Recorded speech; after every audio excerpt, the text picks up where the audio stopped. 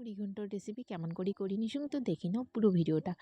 তো মুড়ি ঘন্ট করার জন্য মাছের মাথা কয়েকটা ভাজি রাখি দিম।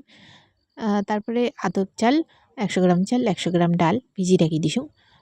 তো ভিজি রাখি ভালো করে ধুইয়া রাখি দিবেন, ঝরঝরা হবে তাহলে। তারপরে কাঁচা মশলা যেগুলা দিম এগুলা কাঁচা মশলা আর কাঁচা পেঁয়াজ এগুলা আগত কষি নিম।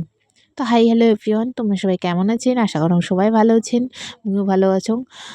তো রান্নাটা করি না সং পুরোটা দেখি নাও। তারপরে পেঁয়াজগুলো অল্প ভাজি নিম। ভাজি নেওয়ার পর জেলা একটু লাল লাল হয়ে যাবে পেঁয়াজটা, একটু লবণ দিয়ে দিবেন, তাহলে পেঁয়াজটা তাড়াতাড়ি গলে যাবে। যখন লাল লাল হয়ে যাবে সেলাই দিয়ে দিবেন কাঁচা মশলাটা, কাঁচা মশলার গন্ধটা ছাড়িবে। আদা রসুন আর হচ্ছে কাঁচামরিচ, একটু সর্ষে দিসুন মাছ যেহেতু আছে। তো সেটা দিয়ে অল্প নাড়াচাড়া করিয়া তারপরে দিয়ে দিবেন শুকনা মশলাটা, ভিজিয়ে রাখা শুকনা মশলা, তারপরে লবণ হলুদ এটি দিয়ে দিবেন। দিয়ে দেওয়ার পর তারপরে চালটা দিয়ে একটু নাড়াচাড়া করিয়া ভাজি নেবেন।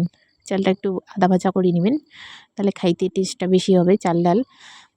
তারপরে জল দিয়ে দিবেন, জলটা গরম দিলে বেশি ভালো হয়, টেস্টটা আরও ভালো ওঠে আর চালটাও তাড়াতাড়ি সিদ্ধ হয়ে যায়। তারপরে ঢাকা রাখি দিবেন।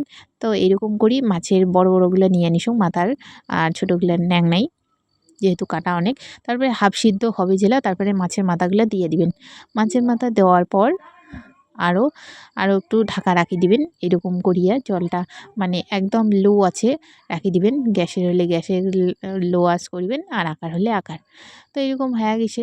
তো কেমন সে রান্নাটা অবশ্যই কমেন্টও জানান, আর কায় কায় এরকম করেই পছন্দ করেন তাও জানান।